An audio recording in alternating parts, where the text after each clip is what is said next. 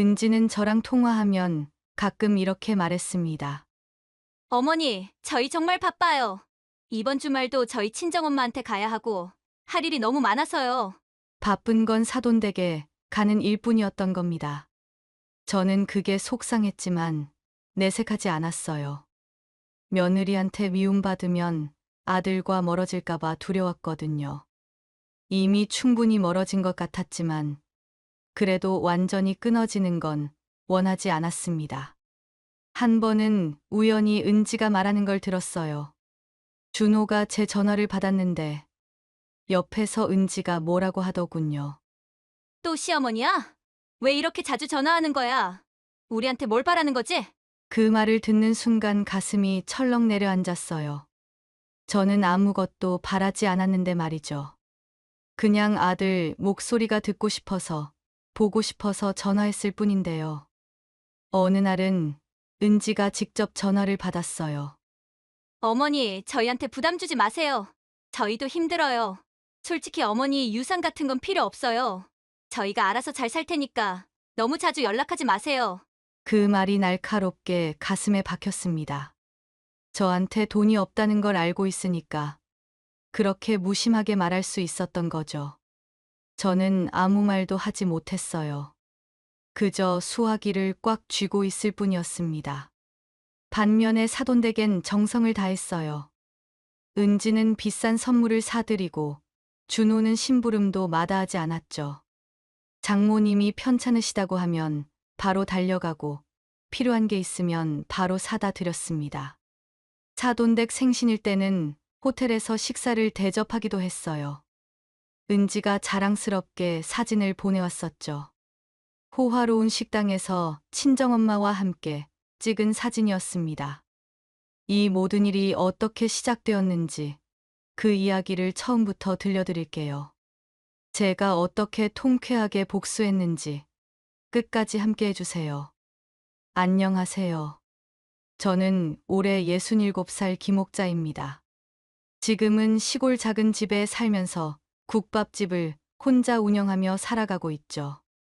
남편은 30년 전 갑자기 교통사고로 세상을 떠났어요. 그때 저는 37이었습니다. 젊다면 젊은 나이였지만 아들 준호를 키우고 살아가기 위해선 국밥집을 계속 운영할 수밖에 없었죠. 아침 5시면 일어나 육수를 끓이기 시작합니다. 허리가 안 좋아서 오래 서 있으면 통증이 심해지지만 어쩔 수 없어요. 이 국밥집은 저에게 생계의 수단이면서 동시에 남편과의 추억이 담긴 공간이거든요. 남편과 함께 일구던 이곳을 쉽게 포기할 수가 없었습니다. 요즘은 손님도 많이 줄었어요.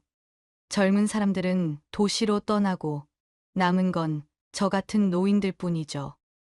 그래도 매일 아침 문을 열고 하루하루를 버텨냅니다. 몸이 아파도 쉴 수가 없어요. 쉬면 당장 내일 먹을 것이 막막하니까요. 가장 힘든 건 외로움입니다. 아들 준호는 경기도에서 며느리 은지와 작은 아파트에 살고 있어요. 결혼한 지 3년 됐죠. 연락은 거의 없습니다. 한 달에 한 번 전화하면 다행이에요. 제가 먼저 전화를 걸어도 받지 않을 때가 많아요. 받아도 며느리가 받는 경우가 대부분이죠. 어머니, 바빠요. 나중에 전화 드릴게요. 그렇게 말하고는 끊어버리곤 합니다. 나중에 전화가 다시 오는 경우는 거의 없죠.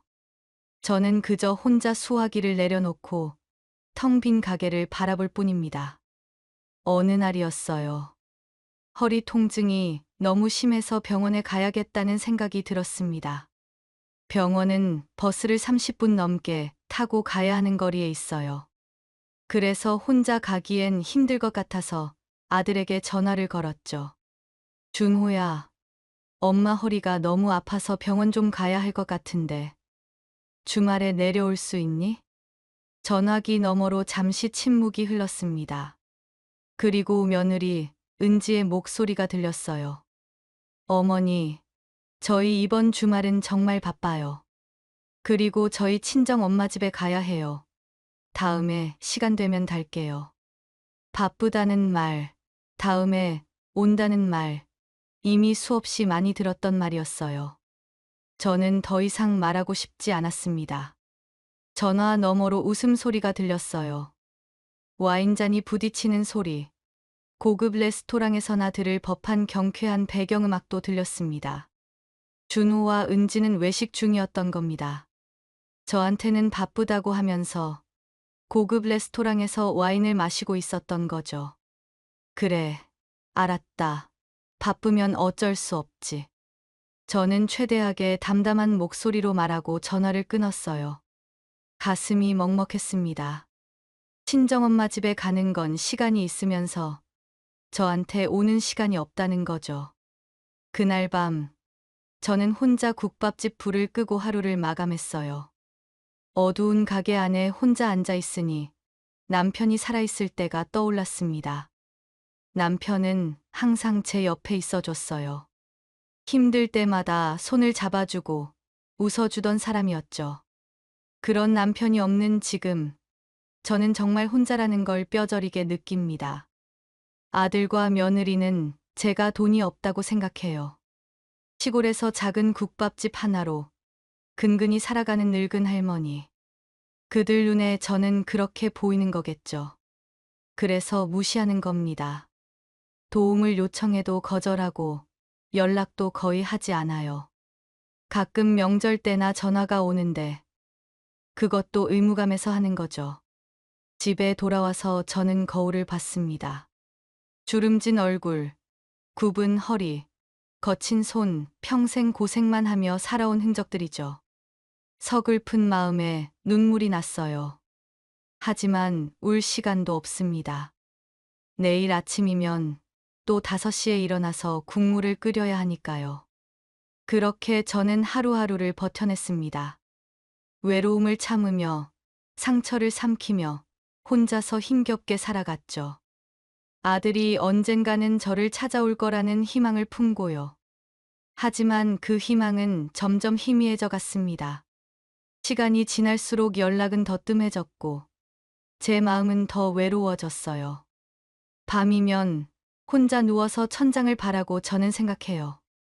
이렇게 살다가 죽는 건가? 아무도 찾지 않는 외로운 노인으로 말이죠. 그 생각을 하면 가슴이 답답해집니다. 하지만 어쩔 수 없었어요. 이게 제 현실이니까요. 준호와 은지에게는 저 말고도 신경 쓸 사람이 있었어요. 바로 은지의 어머니, 제 사돈이죠. 그분은 서울 강남에 큰 아파트를 갖고 있고 재산도 상당하다고 들었습니다. 남편이 큰 회사를 운영하다가 암으로 돌아가셨는데 유산을 많이 남기셨다고 해요. 은지는 외동딸이어서 결국 그 재산은 은지가 받게 되는 거죠. 그래서 그런지 주말마다 준호와 은지는 사돈댁을 찾아갔어요. 저한테는 바쁘다고 하면서도 사돈댁엔 시간을 내더군요. 은지는 저랑 통화하면 가끔 이렇게 말했습니다. 어머니, 저희 정말 바빠요. 이번 주말도 저희 친정엄마한테 가야 하고 할 일이 너무 많아서요. 바쁜 건 사돈댁에 가는 일뿐이었던 겁니다. 저는 그게 속상했지만 내색하지 않았어요. 며느리한테 미움받으면 아들과 멀어질까봐 두려웠거든요. 이미 충분히 멀어진 것 같았지만 그래도 완전히 끊어지는 건 원하지 않았습니다. 한 번은 우연히 은지가 말하는 걸 들었어요. 준호가 제 전화를 받았는데 옆에서 은지가 뭐라고 하더군요. 소리가 커서 들렸습니다. 또 시어머니야. 왜 이렇게 자주 전화하는 거야? 우리한테 뭘 바라는 거지? 그 말을 듣는 순간 가슴이 철렁 내려앉았어요. 저는 아무것도 바라지 않았는데 말이죠. 그냥 아들 목소리가 듣고 싶어서, 보고 싶어서 전화했을 뿐인데요. 어느 날은 은지가 직접 전화를 받았어요. 어머니, 저희한테 부담 주지 마세요. 저희도 힘들어요. 솔직히 어머니, 유산 같은 건 필요 없어요. 저희가 알아서 잘 살 테니까 너무 자주 연락하지 마세요. 그 말이 날카롭게 가슴에 박혔습니다. 저한테 돈이 없다는 걸 알고 있으니까 그렇게 무심하게 말할 수 있었던 거죠. 저는 아무 말도 하지 못했어요. 그저 수화기를 꽉 쥐고 있을 뿐이었습니다. 반면에 사돈댁엔 정성을 다했어요. 은지는 친정엄마한테 비싼 선물을 사드리고 준호는 장모님 심부름도 마다하지 않았죠. 장모님이 편찮으시다고 하면 바로 달려가고 필요한 게 있으면 바로 사다 드렸습니다. 사돈댁 생신일 때는 호텔에서 식사를 대접하기도 했어요. 은지가 자랑스럽게 사진을 보내왔었죠. 호화로운 식당에서 친정엄마와 함께 찍은 사진이었습니다. 어느 날 저녁, 저는 혼자 집에서 밥을 먹고 있었어요. 텔레비전을 켜니 가족들이 함께 모여 식사하는 광고가 나오더군요. 저는 텔레비전을 껐습니다.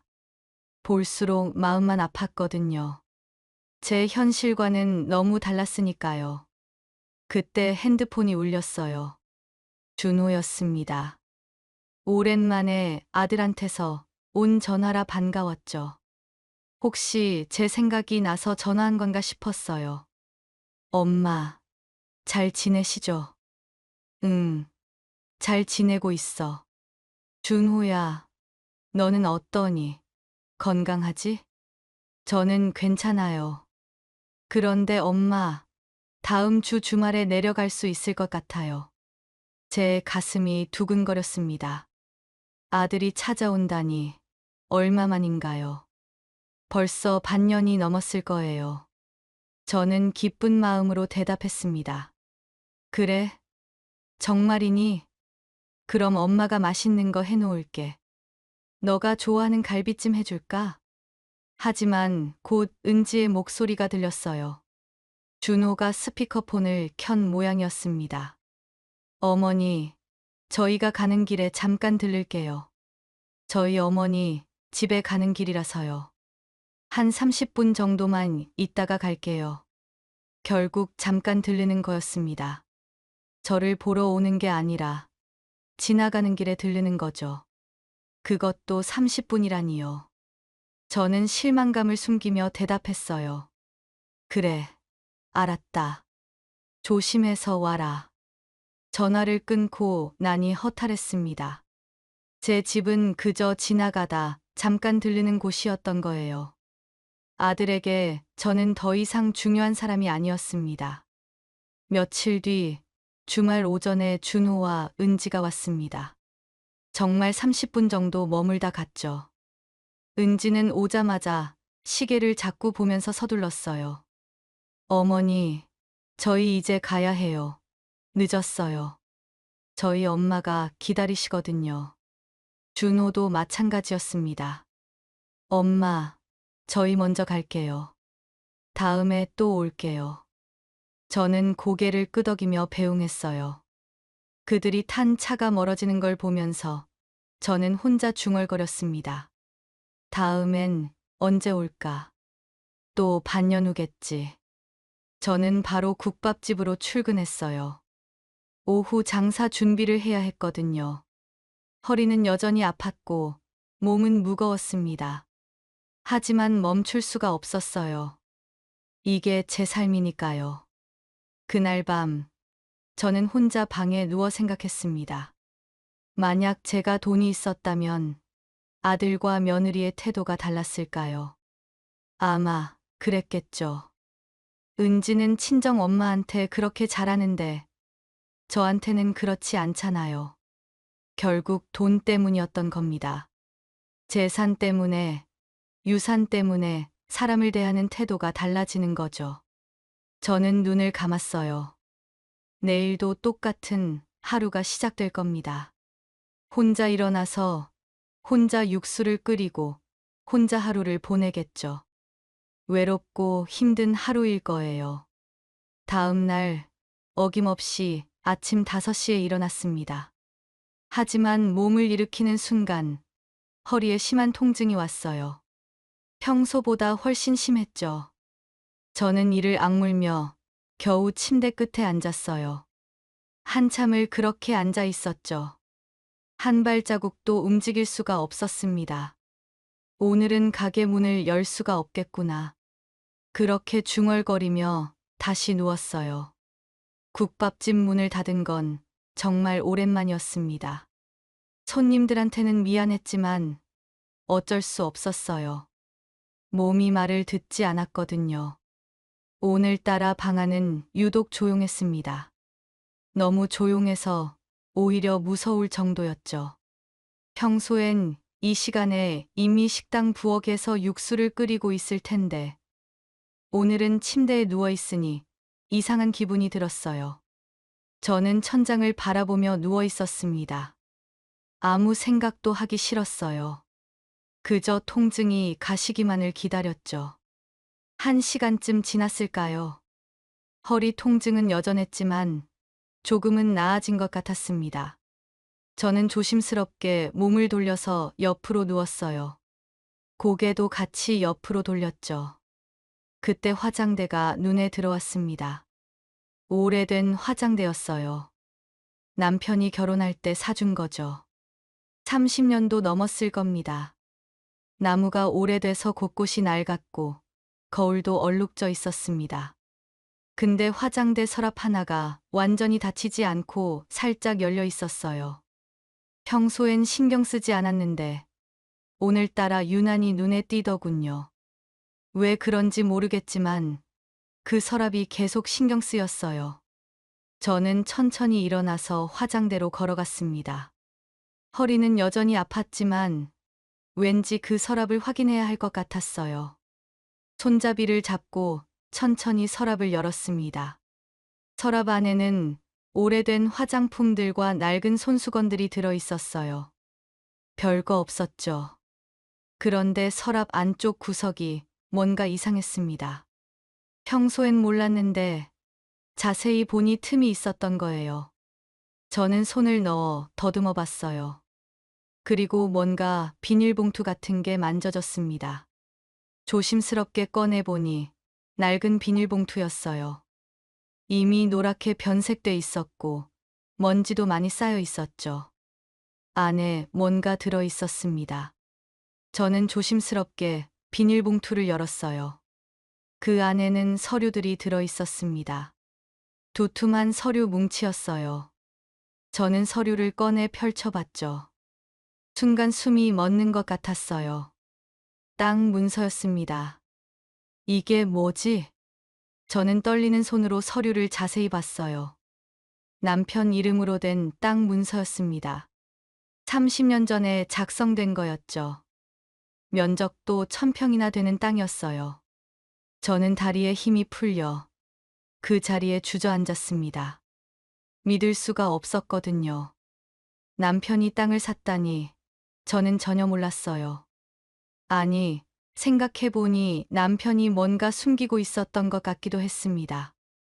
옛날 남편과 함께 국밥집을 운영할 때가 떠올랐어요. 가끔 남편이 몰래 돈을 빼놓곤 했거든요. 저녁에 하루 매출을 정리하다가 발견했었어요. 매출이 좀 이상하다 싶어서 남편한테 물어봤었죠. 여보, 오늘 매출이 좀 이상한데 내가 잘못 계산한 건가? 그럼 남편은 얼버무렸어요. 아, 그거. 내가 필요한 데가 있어서 좀 빼놨어. 저는 비상금 정도려니 했죠. 많은 돈도 아니었고 남편을 믿었으니까요. 가끔 그렇게 돈을 빼놓곤 했어요. 한 달에 몇만 원씩. 큰 돈은 아니었습니다. 근데 뭐 하려고 돈을 모으는 거야? 한 번은 제가 물어본 적이 있었어요. 그때마다 남편은 웃으며 말했습니다. 나중에 다 알게 될 거야. 우리 미래를 위한 거니까 당신은 아무 걱정하지 마. 저는 그 말을 듣고 더 이상 묻지 않았어요. 남편이 알아서 하겠거니 했죠. 남편은 항상 저를 생각해주는 사람이었으니까요. 그런데 얼마 안 지나서 남편이 교통사고로 세상을 떠났습니다. 갑작스러운 일이었어요. 아침에 장을 보러 나갔다가 횡단보도를 건너는데 신호위반한 차가 들이받았다고 했습니다. 그래서 저는 물어볼 기회조차 없었죠. 그 돈이 어디로 갔는지, 무엇을 했는지. 아예 존재 자체를 까먹고 있었습니다. 근데 알고 보니 남편은 그 돈으로 땅을 샀던 겁니다. 몰래 조금씩 모아서 이 땅을 산 거였어요. 저는 서류를 다시 봤습니다. 주소를 확인했죠. 당시엔 개발도 안 된 그냥 허허벌판이었던 곳이었습니다. 지금은 어떻게 됐을까요? 아마 30년이 지났으니 많이 변했을 거예요. 저는 핸드폰을 꺼내 그 주소를 검색을 했습니다. 화면에 지도가 떴죠. 저는 화면을 확대해서 봤어요. 순간 눈을 의심했습니다. 그곳은 지금 빌딩들이 들어선 지역이었어요. 고층 빌딩들이 즐비하고 도로가 잘 닦여 있었습니다. 개발이 엄청나게 된 곳이었죠. 지도를 더 자세히 봤어요. 대형 쇼핑몰도 있었고 지하철역도 생겼더군요. 이럴 수가. 저는 중얼거렸어요. 가슴이 두근거렸습니다. 이 땅의 가격이 지금은 얼마나 될까요?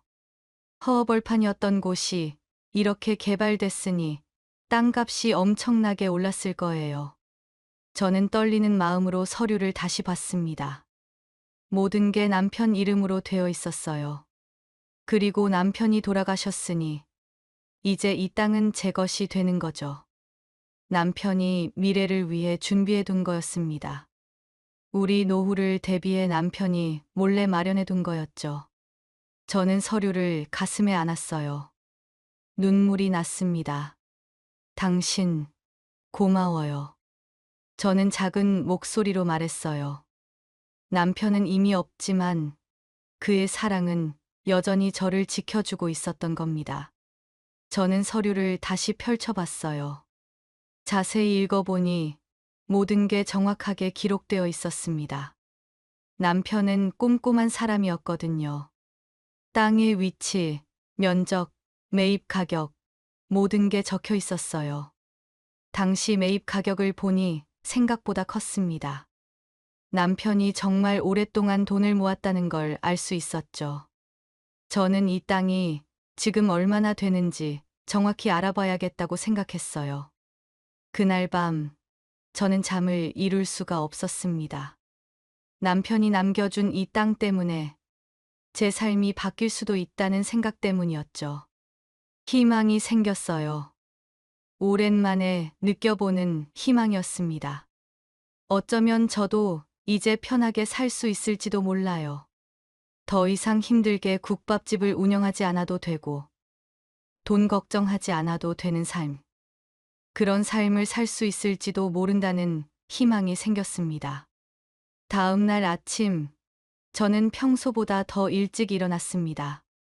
어제보다 허리 통증은 많이 나아졌어요. 흥분 때문인지 잠도 별로 못 잤지만 피곤하지 않았습니다. 오히려 기분이 좋았어요. 오랜만에 느끼는 설렘이었죠. 오늘은 꼭 해야 할 일이 있었어요. 바로 부동산에 가는 거였습니다. 옷을 갈아입고 세수를 했어요. 거울을 보니 제 얼굴에 생기가 돌았습니다. 어제와는 다른 표정이었어요. 희망이 생기니 표정도 달라지나 봐요. 저는 가방에 서류를 조심스럽게 넣고 집을 나섰어요. 동네 부동산은 아침 9시에 문을 엽니다. 저는 8시 반에 나갔어요. 너무 일찍 가는 것 같았지만 집에서 가만히 기다릴 수가 없었거든요. 부동산 앞에 도착하니 아직 문이 닫혀 있었습니다. 문 앞에 서서 기다리는 20분이 정말 길게 느껴졌어요. 시계를 몇 번이나 봤는지 몰라요. 드디어 9시가 됐고 부동산 중개사분이 나타났습니다. 익숙한 얼굴이었죠. 이 동네에서 오랫동안 부동산을 운영하신 분이었어요. 어르신, 이렇게 아침 일찍 웬일이세요? 급한 일이 있어서 그래요. 저는 그렇게 말하며 부동산 안으로 들어갔어요. 중개사가 문을 열고 불을 켰습니다. 저는 의자에 앉자마자 가방에서 서류를 꺼냈어요. 떨리는 손으로 서류를 내밀었죠. 이 땅 좀 봐주세요. 지금 시세가 얼마나 될까요? 부동산 중개사가 서류를 받아봤어요. 처음엔 무심히 보더니 갑자기 눈이 커졌습니다. 안경을 벗었다가 다시 쓰고 서류를 자세히 봤어요. 어르신, 이게 어디서 나온 겁니까? 정말 어르신 소유가 맞나요? 제 남편이 30년 전에 산 거예요. 어제 집에서 우연히 발견했어요. 중개사는 서류를 자세히 봤습니다. 한 장 한 장 넘기면서 확인하더군요. 그리고는 컴퓨터를 켜서 뭔가 검색하기 시작했죠. 저는 의자에 앉아서 가슴이 두근거리며 기다렸어요. 얼마나 될까요?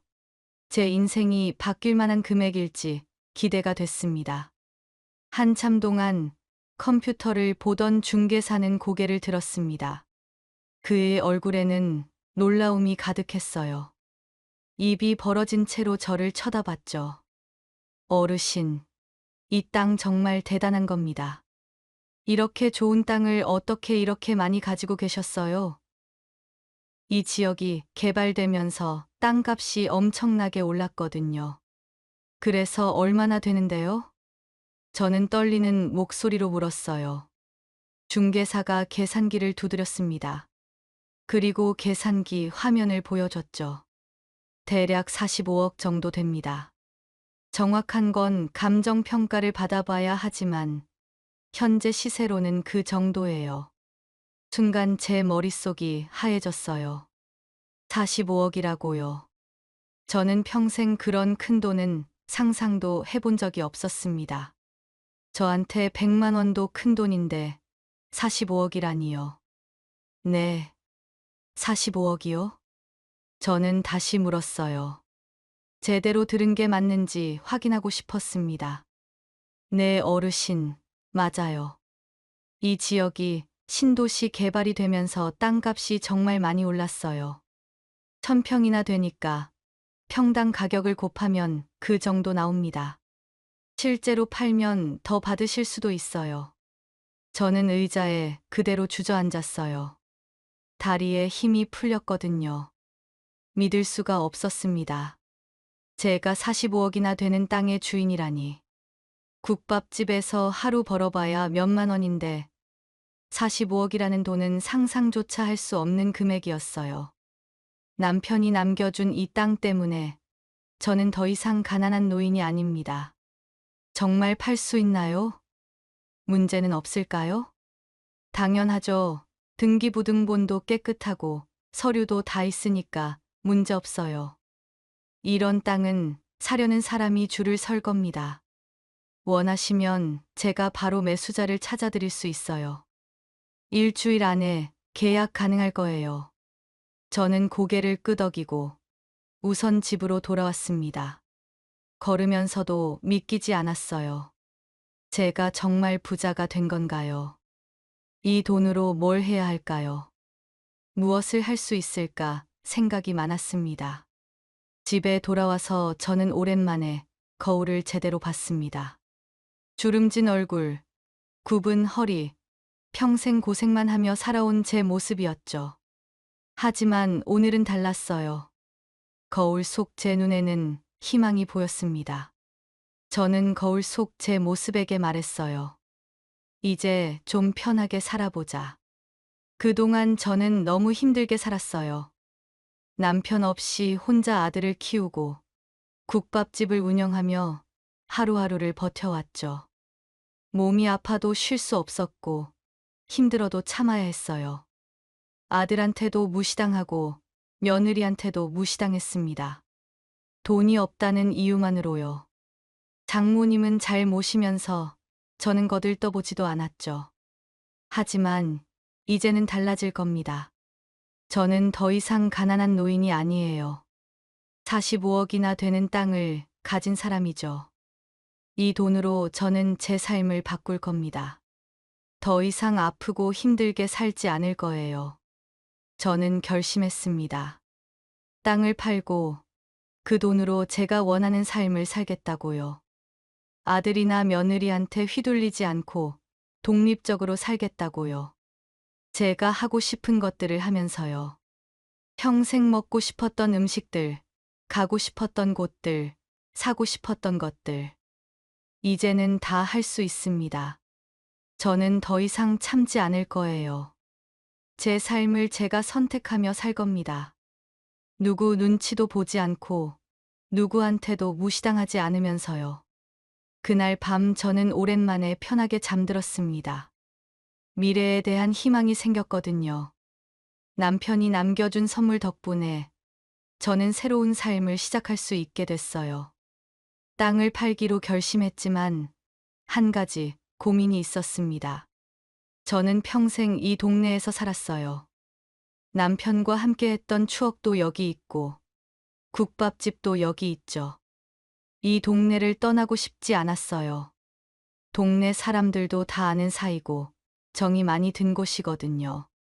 서울이나 다른 큰 도시로 가면 외로울 것 같았습니다. 그래서 생각했습니다. 땅은 팔되 여기서 계속 살 방법을 찾자고요. 저는 다시 부동산에 갔어요. 중개사에게 상담을 받았습니다. 제 집을 새로 지으려고 하는데 어떻게 하면 좋을까요? 오래된 집을 철거하고 새로 지으시면 되죠. 요즘 2층 집도 많이 짓는데 어르신 혼자 사시기엔 2층 집이 딱 좋을 것 같습니다. 저는 고개를 끄덕였어요. 2층 집이라니 좋은 생각이었습니다. 1층은 국밥집으로 쓰고 2층은 제 공간으로 쓸 수 있겠죠. 평생 작은 집에서만 살았는데 2층 집에서 산다니 상상도 못했던 일이에요. 일은 빠르게 진행됐습니다. 먼저 땅을 팔고 정말 일주일 만에 매수자가 나타나서 바로 계약을 했어요. 45억이 제 통장에 들어왔습니다. 통장을 확인하는데 숫자가 너무 많아서 제대로 보이지도 않았어요. 저는 통장을 들고 한참을 멍하니 있었죠. 그 돈으로 집을 새로 지었습니다. 건축사를 만나서 상담도 받았어요. 처음엔 어색했습니다. 이런 전문가를 만나본 적이 없었거든요. 하지만 건축사 선생님이 친절하게 대해주셨습니다.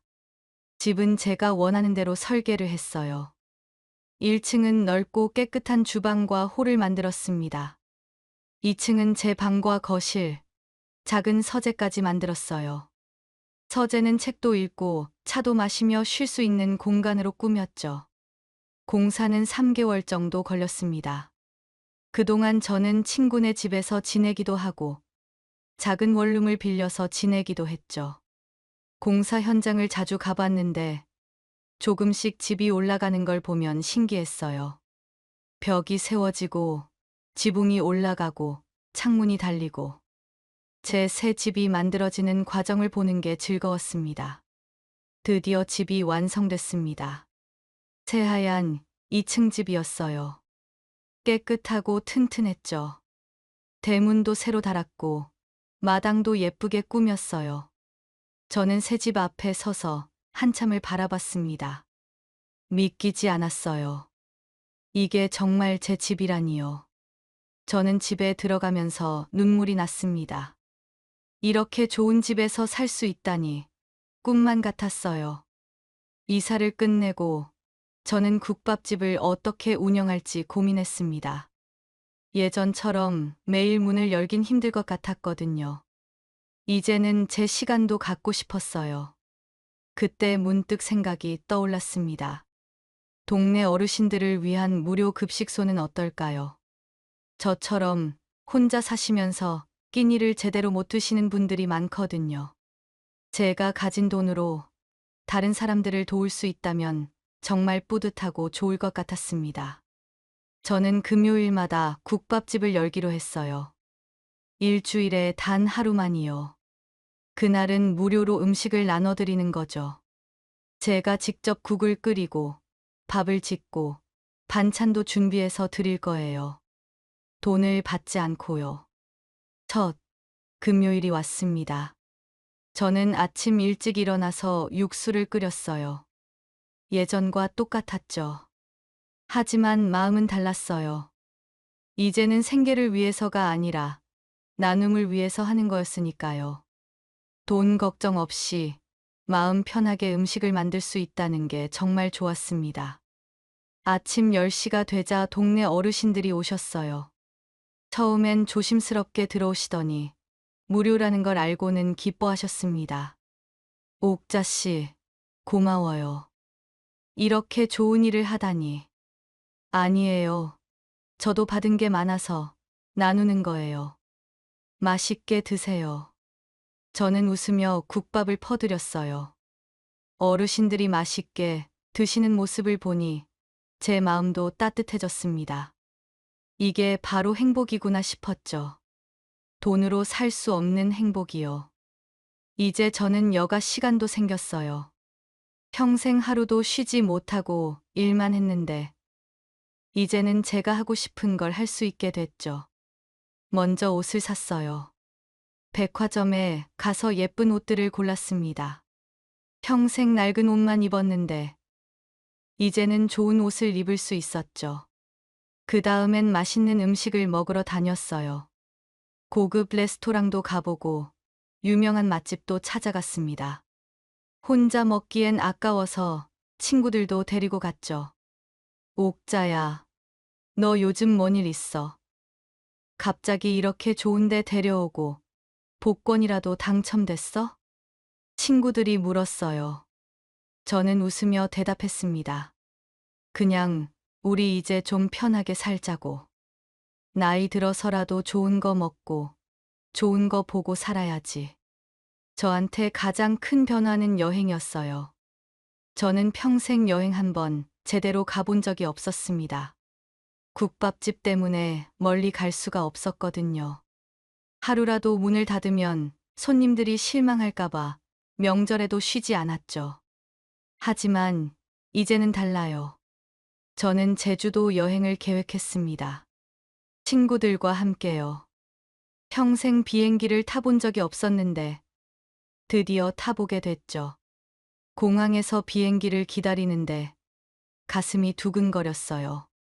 친구들도 마찬가지였습니다. 우리 모두 처음이었거든요. 비행기에 올랐어요. 창밖을 보니 구름 위를 날고 있었습니다. 너무 아름다웠어요. 저는 창문에 얼굴을 붙이고 계속 밖을 봤죠. 옥자야, 너 진짜 신기한가 보네. 친구가 웃으며 말했어요. 저도 웃었습니다. 당연하지. 내 평생에 이런 걸 해볼 줄 알았겠어. 정말 꿈만 같아. 제주도에서는 바다도 보고 맛있는 음식도 먹었어요. 친구들과 함께 웃고 떠드는 시간이 너무 행복했습니다. 평생 이런 여행을 꿈꿔왔는데 이제야 이뤄진 거죠. 여행에서 돌아와서도 저는 계속 여유로운 생활을 이어갔어요. 하고 싶은 것들을 하나씩 해나갔습니다. 이제 저는 더 이상 외롭지 않았어요. 행복했습니다. 어느 날, 제 생일이 다가왔어요. 68번째 생일이었습니다. 평소엔 혼자 조용히 보내곤 했죠. 아들이 챙겨준 적도 거의 없었어요. 그냥 평범한 하루처럼 보냈습니다. 하지만 올해는 친구들과 함께 보내기로 했어요. 좋은 식당에 가서 맛있는 음식을 먹고 케이크도 사기로 했죠. 그런데 생일 이틀 전 아들 준호한테서 전화가 왔습니다. 오랜만이었어요. 엄마, 생일이 곧 다가오잖아요. 저희가 내려갈게요. 엄마 생신인데 찾아뵈야죠. 순간 제 가슴이 철렁했어요. 아들이 찾아온다니 정말 오랜만이었습니다. 하지만 왜 갑자기 찾아오는 걸까요? 그동안 생일에도 오지 않았는데 올해는 왜일까요? 뭔가 이상했습니다. 혹시 제가 돈이 생겼다는 소문을 들은 건 아닐까요? 동네가 작으니까 소문이 퍼졌을 수도 있거든요. 그래, 알았다. 조심해서 와라. 저는 그렇게 말하고 전화를 끊었어요. 마음이 복잡했습니다. 아들을 보고 싶은 마음도 있었지만 동시에 불안했죠. 혹시 돈 때문에 오는 건 아닐까 하는 생각이 들었거든요. 생일 당일 아침부터 준호와 은지가 도착했어요. 차에서 내리는 그들을 보며 저는 현관문을 열었습니다. 준호는 선물 상자를 들고 있었고 은지는 큰 케이크를 들고 있었어요. 평소와는 다른 모습이었죠. 어서 와라. 엄마, 생일 축하해요. 준호가 선물 상자를 내밀었어요. 저는 받으며 고개를 끄덕였죠. 그들을 대문 안으로 들였습니다. 준호와 은지가 마당과 집 안을 둘러봤어요. 그들의 눈이 점점 커졌습니다. 새 집이 깨끗하고 넓었거든요. 어머니, 이 집 뭐예요? 완전히 새로 지었네요. 은지가 놀라서 물었어요. 저는 담담하게 대답했습니다. 몇 달 전에 지었어. 낡은 집이 불편해서. 그런데 돈은 어디서 났어요? 이런 집 지으려면 돈이 엄청 들었을 텐데요. 준호가 조심스럽게 물었죠. 역시나 돈 얘기부터 하더군요. 저는 그들을 바라봤어요. 네 아버지가 남겨준 게 있었어. 아버지가요? 그게 무슨 얘기예요? 저는 자세히 설명하지 않았어요. 그럴 필요가 없었거든요. 대신 저는 그들에게 2층으로 올라가자고 했습니다. 거실에 앉으라고요. 거실 탁자 위엔 비싼 과일들과 차가 놓여 있었어요. 예전엔 상상도 못했던 거죠. 준호와 은지가 그걸 보며 서로 눈치를 봤습니다. 입을 다물지 못하는 표정이었어요. 엄마, 요즘 어떻게 지내세요? 건강은 좀 어때요? 잘 지내지. 여행도 다니고, 친구들이랑 맛있는 것도 먹고. 요즘 정말 바빠. 어머니, 여행이요. 갑자기 무슨 여행을 가셨어요? 은지가 눈을 크게 떴어요. 저는 고개를 끄덕였죠. 얼마 전에 제주도 갔다 왔어. 비행기도 처음 타봤고. 준호가 할 말을 잃은 표정이었어요. 아마 상상도 못했을 겁니다. 제가 이렇게 여유로운 생활을 하고 있을 거라곤요. 그저 가난한 시골 할머니라고 생각했을 텐데 완전히 다른 모습이었으니까요. 그런데 엄마, 돈은 정말 어디서 났어요? 아버지가 뭘 남기신 건데요? 준호가 다시 물었어요. 목소리에 초조함이 묻어났죠. 저는 그들을 차분히 바라봤습니다. 이제 말해야 할 때인 것 같았어요. 네 아버지가 30년 전에 1000평이나 되는 땅을 사뒀더라. 그래서 그걸 팔았어. 1000평이요? 그럼 돈은 얼마나 받으셨어요? 그건 너희가 알 필요 없어. 저는 단호하게 말했어요. 준호가 당황한 표정으로 저를 봤습니다. 평소와 다른 제 태도에 놀란 것 같았어요. 엄마, 저희가 알 필요 없다니. 그게 무슨 말씀이세요? 저희는 가족인데요. 가족. 너희가 언제 나를 가족으로 생각했니? 내가 아파도 힘들어도 찾아오지 않았잖아. 병원 가자고 해도 바쁘다고 거절했잖아. 그런데 이제 와서 가족이라고? 순간 준호와 은지의 얼굴이 굳었어요. 저는 계속 말했습니다. 오랫동안 참았던 말들이 쏟아져 나왔어요. 너희는 장모님 집에 시간이 있으면서 나한테 올 시간이 없다고 하더라. 장모님한텐 비싼 선물도 사드리고 잘 모시면서 나한텐 그렇게 안 했잖아. 왜? 돈 때문이었겠지. 장모님한텐 재산이 많으니까 잘하고 나한텐 없다고 생각했으니까 무시한 거잖아. 준호가 입을 열었어요. 엄마, 저희가 잘못했어요. 그땐 정말 바빠서 그랬어요. 회사 일도 많고 생활도 힘들어서요. 바빴으면 장모님 집도 못 갔어야지. 너희는 계산적으로 움직였어. 솔직히 이제는 인정해. 돈 있는 사람한텐 잘하고 없는 사람은 무시한 거잖아. 은지가 얼굴이 빨개졌어요. 제가 정확히 말해버렸거든요. 준호와 은지는 아무 말도 못했습니다. 뭐라고 변명할 수도 없었죠. 사실이니까요. 저는 일어섰어요. 그리고 창밖을 봤습니다. 유난히 하늘이 맑았어요. 이제 나는 너희 도움 필요 없어. 혼자서도 잘 살 수 있어. 그러니까 다시는 이런 식으로 찾아오지 마. 진심으로 나를 보러 오는 게 아니라면 말이야. 준호가 뭐라고 말하려고 했지만 저는 손을 들어 막았어요. 오늘은 이만 가거라. 내일부터 친구들이랑 또 여행 갈 거니까 여기 올 생각하지 말고 지금처럼 서로 보지 말고 살자. 준호와 은지는 어쩔 수 없이 집을 나갔습니다. 표정이 복잡했어요. 놀라움, 당황함, 아쉬움이 섞여 있었죠. 엄마, 저희 다시 올게요. 조심해서 가라. 저는 그렇게 말하고 현관문을 닫았어요. 차에 타서 떠나는 그들을 창문으로 몰래 봤습니다. 은지가 뭐라고 소리를 지르는 것 같았지만 저한테까지 들리지는 않았죠. 곧 차가 멀어졌어요. 가슴은 아팠지만 후회는 없었습니다. 이제는 제가 선택할 차례였으니까요. 더 이상 무시당하며 살지 않을 거예요. 제 가치를 아는 사람들하고만 지낼 겁니다. 다음 날 아침 일찍부터 저는 짐을 쌌어요. 친구들과 저녁 비행기로 제주도에 가기로 했거든요. 이번엔 일주일 동안 머물 계획이었죠. 천천히 제주도를 둘러보고 맛있는 음식도 먹고 바다도 실컷 보려고요. 가방에 옷을 정리하고 있는데 현관문을 두드리는 소리가 들렸습니다. 시계를 보니 아침 7시였어요. 이렇게 이른 시간에 누가 올까요?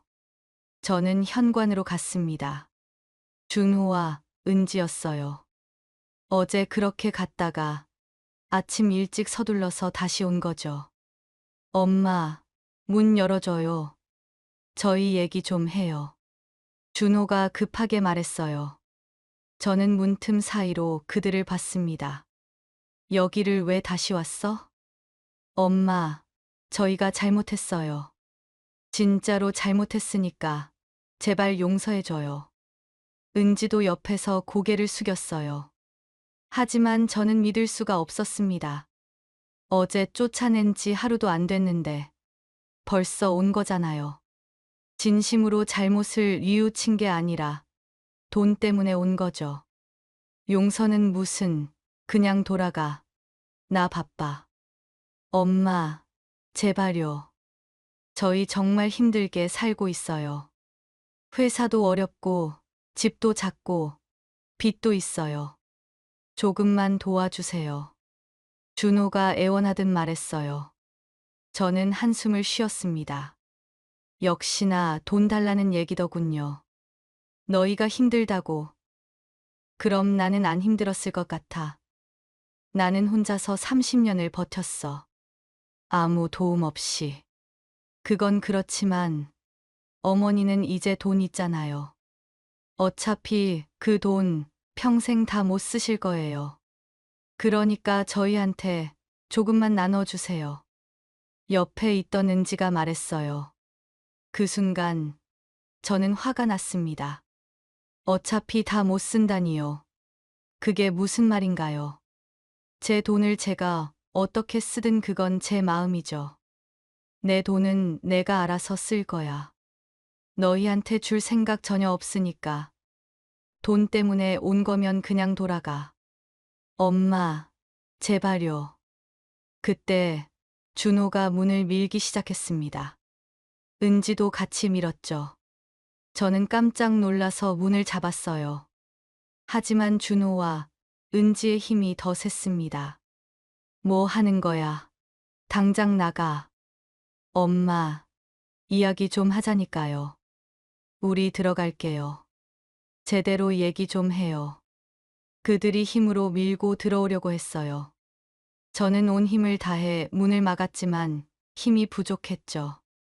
문이 조금씩 열리기 시작했습니다. 이대로는 안 되겠다 싶었어요. 저는 핸드폰을 꺼내 들었습니다. 화면을 그들한테 보여줬어요. 지금 당장 안 나가면 경찰에 신고할 거야. 무단 주거 침입으로. 준호와 은지가 멈췄어요. 제 손에 든 핸드폰을 봤죠. 화면에는 긴급전화 화면이 떠 있었습니다. 엄마, 설마 진짜 신고하려는 거예요? 저희가 누군데요? 저, 엄마 아들이잖아요. 아들이면 뭐, 지금 내 허락 없이 들어오려고 하잖아. 이건 무단 주거 침입이야. 당장 안 나가면 바로 신고한다. 저는 단호하게 말했어요. 손가락을 화면 위에 올렸습니다. 당장이라도 누를 수 있다는 걸 보여줬죠. 준호와 은지가 서로 눈치를 보더니 천천히 뒤로 물러났어요. 알았어요. 저희 갈게요. 하지만 엄마, 이건 너무해요. 가족이라고 해서 다 용서되는 건 아니야. 그리고 너희는 나를 가족으로 대하지도 않았으면서 이제 와서 가족 운운하지 마. 어머니, 정말 이러실 거예요. 저희 진짜 힘들어요.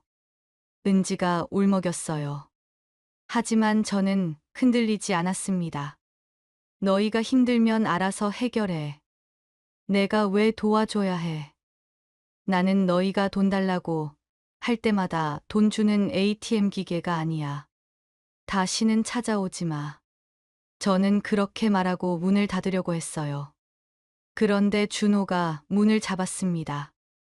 엄마, 마지막으로 한 번만요. 제발요. 당장 손 치워. 안 치우면 진짜 신고한다. 저는 차가운 목소리로 말했어요. 준호가 어쩔 수 없이 손을 치웠습니다. 저는 그제서야 문을 닫고 잠갔습니다. 문 밖에서는 준호와 은지가 뭐라고 말하는 소리가 들렸지만 신경 쓰지 않았어요. 저는 바로 집 안으로 들어와서 창문으로 몰래 내다봤습니다. 준호와 은지가 차 앞에 서서 뭔가 얘기하고 있었어요. 은지가 화난 표정으로 소리를 지르는 것 같았고 준호는 고개를 떨구고 있었죠. 한참을 그러더니 결국 차에 탔어요. 차가 출발하고 금방 제 눈앞에서 사라졌죠.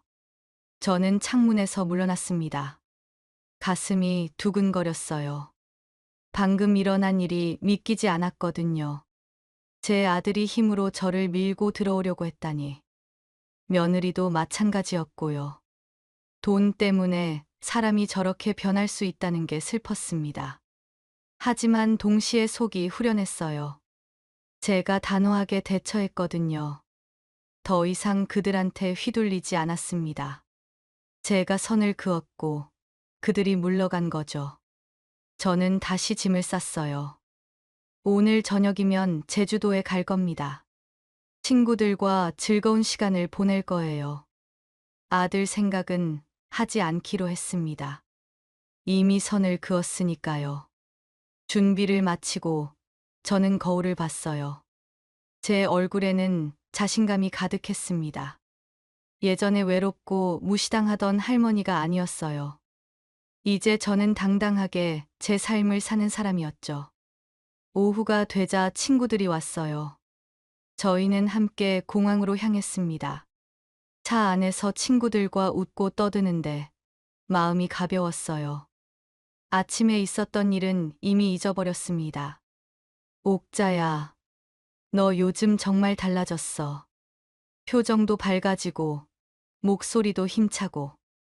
친구가 말했어요. 저는 웃으며 고개를 끄덕였습니다. 응, 나도 알아. 이제 내 인생은 내가 사는 거야. 누구 눈치도 안 보고. 공항에 도착해서 저는 뒤를 돌아봤어요. 제가 살던 동네가 멀리 보였죠. 거기엔 제 새 집이 있고 국밥집이 있습니다. 하지만 이제 그게 전부가 아니에요. 저한테는 더 넓은 세상이 있으니까요. 비행기에 올랐어요.